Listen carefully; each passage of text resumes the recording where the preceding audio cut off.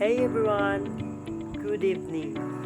So, look around every single day from the smallest personal choice to the biggest government decision. Our lives are shaped by ethics. Ethics is not just an academic subject, it is the operating system for society. It is how we decide what is right, what is fair, and what we owe each other. And today, we are diving deep into four powerful ethical frameworks that help us understand and critique the world of public service and policy. So get ready to sharpen your moral reasoning. Let's start with the one all about duty, deontology. So deontology comes from the Greek word deon, meaning duty. This theory, championed by the philosopher Immanuel Kant, argues that the morality of an action is based on whether it adheres to a rule regardless of the consequences. The central idea here is that some actions are just inherently right or wrong. You have an unconditional duty to follow certain moral rules. Kant's ultimate moral law is the categorical imperative. It essentially asks, what if everyone did this? If a rule can be universalized without contradiction, this is not a moral duty. So, let's apply this. Consider the issue of government official obligation to disclose disaster funds or uphold transparency laws. A strict conscience would argue that transparency and honesty are absolute, non-negotiable duties for public servants. So, it doesn't matter if revealing information might cause temporary panic or political embarrassment. So, the maxim, official must disclose all public funds, can be universalized. If the opposite were the law, that officials may hide the use of public funds, the very trust that makes government possible would collapse. Therefore, the duty to disclose is a moral imperative. So, for the deontologists, the motive, doing one's duty, is what matters most. So, now, let's look at a theory where consequences are everything.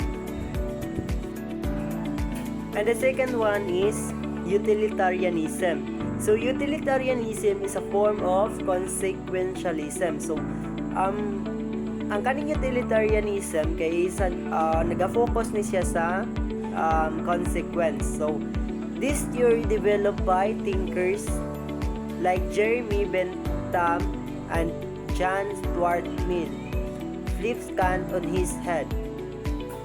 Here, the outcomes or the consequence, just like what I have said earlier, is the sole determinant of the morality. The right action is the one that produces the greatest amount of happiness or well-being, and the least amount of pain or suffering for the largest number of people. So, morality is a cost-benefit analysis. If an action causes harm to a few but brings immense benefit to the majority, a utilitarian would likely endorse it. So, let's apply this to a complex policy decision. Prioritizing resource allocation during a major typhoon or earthquake relief effort. Imagine a city hit by a super typhoon. like what just happened in Central Cebu.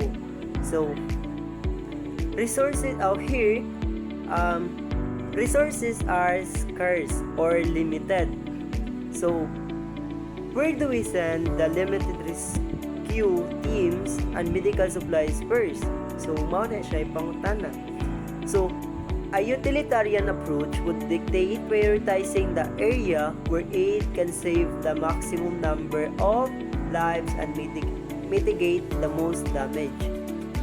The area that yields the greatest net benefit they'd likely prioritize the densely populated zone over a small, remote village, even if the remote village is more immediate peril. So,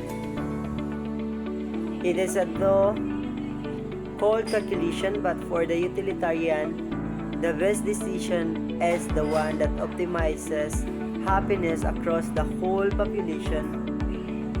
The ends justify the means, provide those ends are the greatest goods. So moving on, we come to virtue ethics, a theory that focuses not on what we do or deontology or what happens or utilitarianism, but on who we are. So virtue ethics originating with Aristotle. This theory defines a moral person as someone who possesses and practices moral virtues. So,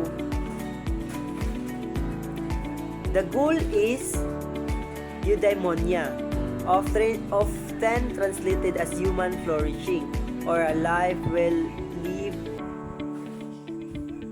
To achieve it, we must cultivate virtues, the ideal middle ground or the golden mean between two extremes. So, for example, courage is the mean between the excess of recklessness and the deficiency of cowardice.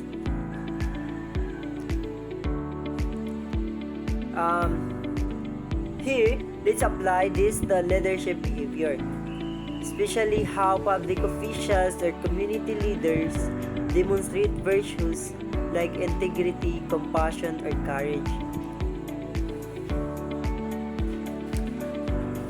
A leader acting virtuously is one who shows integrity by being honest even when it's politically costly. They show compassion by prioritizing the vulnerable over political allies. They show courage by facing down powerful interests to uphold the law. So, a leader who constantly lies or shrinks responsibility even if their policies occasionally lead to good results is considered a failure in virtuous ethics because they lack the core moral characters necessary for a genuinely good life and effective leadership. Virtue ethics remind us that our actions shape our character and our character shapes the world. So let's move on to our final framework, which is the social contract theory, advanced by thinkers like Hobbes, Locke, and Rousseau. So, this theory explains the legitimacy of government authority. It possesses an unwritten implicit agreement between the citizen and the state. Citizens surrender certain freedoms like the right to exact their own justice to the state.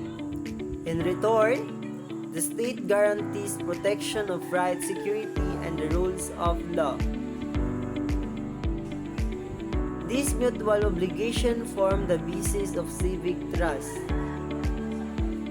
We can see this play out in the public response to controversial laws or state actions, such as the debate surrounding the Maharlika investment funds.